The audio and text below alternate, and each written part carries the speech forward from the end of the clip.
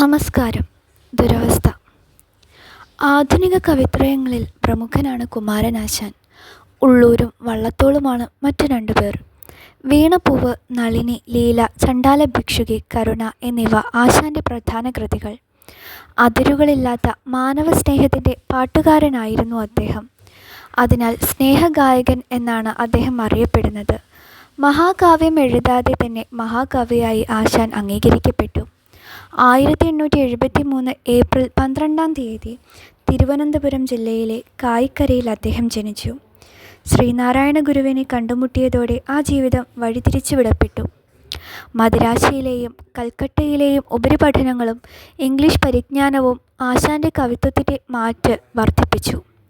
അങ്ങനെ 1907 അദ്ദേഹത്തിൻ്റെ ശ്രദ്ധേയമായ ആദ്യ കൃതി വീണപ്പൂവ് വെളിച്ചം കണ്ടു. പിന്നെ 1924 ജനുവരി 16 പല്ലനയാറ്റിൽ ഒരു ബോട്ടപകടത്തിൽപ്പെട്ട് മരിക്കുന്നതുവരെ ആ കാവ്യകോകിലം മലയാളത്തിനായി പാടിക്കൊണ്ടിരുന്നു. കേൾക്കാം കുമാരനാശാൻ്റെ ദുരവസ്ഥ. ഏറനാട്ടിലാണ് ഈ സംഭവം നടക്കുന്നത്. വഴിക്കും കുന്നിനുമപ്പുറം വയലു കാണാം. അവിടെ വെള്ളം വറ്റിയ ഒരു തോടിൻ്റെ കരയിൽ നിറം മങ്ങിയ കൂണുപോലെ ഒരു പുൽമേൽക്കൂര. ചാത്തൻ്റെ മാടമാണത്. അത് മേഞ്ഞിട്ട് കാലങ്ങളായിരിക്കുന്നു. മുറ്റമാകെ പുൽപ്പടർപ്പുകൾ. വടക്കുപുറത്ത് കന്നുകാലി കടിച്ച വാഴച്ചുവട്ടിൽ വെള്ളം നിറച്ച ഒരു പൊട്ടക്കലം. കുടിലിനുള്ളിൽ ഒരു സ്ത്രീരൂപം കുനിഞ്ഞിരിക്കുന്നു. അഴിഞ്ഞു പാറിയ മുടിക്കെട്ട്, മങ്ങിയ മാന്തളിർ പോലെ മനോഹരമായ ശരീരം. അതൊരു ചെറുമിയല്ല എന്നുറപ്പാണ്. ഒരിക്കലും ഒരു പുലയമാടത്തിൽ കഴിയേണ്ടവളല്ല അവൾ.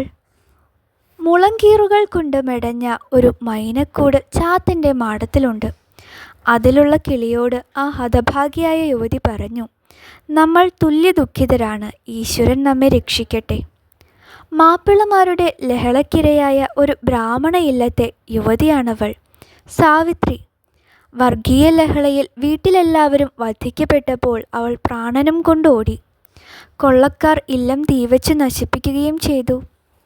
ഓടിത്തളർന്ന സാവിത്രി വന്നു കയറിയത് ഈ പുലയമാടത്തിലാണ്. ചാത്തനാണവളെ രക്ഷിച്ചത്. അവന് പണമോ പ്രതാപമോ വിദ്യാഭ്യാസമോ ഇല്ല. പക്ഷേ മനുഷ്യസ്നേഹം തുളുമ്പുന്ന ഒരു ഹൃദയമുണ്ട്. കൂട്ടിലെ മൈനയെപ്പോലെയായിരുന്നു സാവിത്രിയും. ഇനി തിരിച്ചു ചെന്നാലും ബന്ധുക്കൾ സ്വീകരിക്കില്ല. പുലയമാടത്തിൽ പൊറുത്തവൾ സ്വന്തക്കാർ ഉപേക്ഷിക്കും എന്നുറപ്പാണ്. എന്നാൽ ചാത്തൻ ഒരിക്കലും ചതിക്കില്ല. ഇത്രനാളും മുഹമ്മദീയ കലാപകാരികൾ അറിയാതെ തന്നെ രക്ഷിച്ചു. ആകെയുള്ള കീറപ്പായ തനിക്ക് തന്ന് അവൻ തണുത്തുറഞ്ഞ വെറും നിലത്തുറങ്ങി. ഏറനാട്ടിലെ ഒരു കുലസ്ത്രീയും ഇത്ര സുരക്ഷിതയായി കഴിയുന്നില്ല. ഈ പുൽമാടം സാവിത്രിക്ക് കോട്ടയാണ്, സുരക്ഷിതത്വത്തിൻ്റെ കോട്ട. ചാത്തനാണ് തൻ്റെ രക്ഷകൻ. ഇനി ഈ പുൽമാടം തൻ്റെയും വീടാണ്.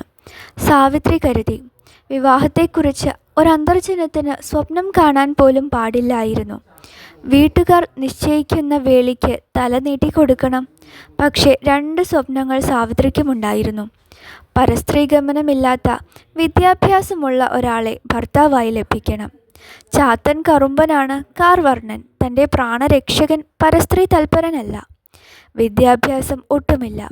എങ്കിലും അയാൾ ബുദ്ധിമാനാണ്. ചാത്തനെ പഠിപ്പിക്കണം. സാവിത്രി ഓർത്തുകൊണ്ടിരുന്നു. നേരം സന്ധ്യയായി.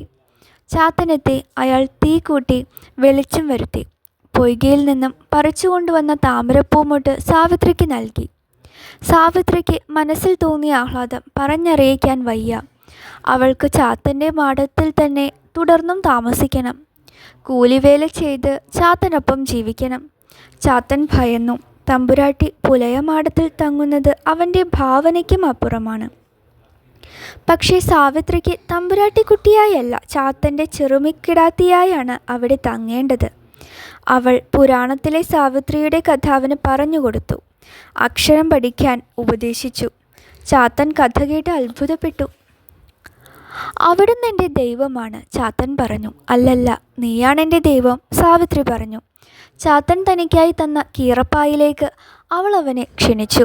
പിന്നെ പൂവിരലുകൾ നീട്ടി ചാത്തൻ്റെ കൈ പിടിച്ച് സാവധാനം അഗ്നിയെ വലം വെച്ചു. കഥ അവസാനിക്കുന്നു. നന്ദി.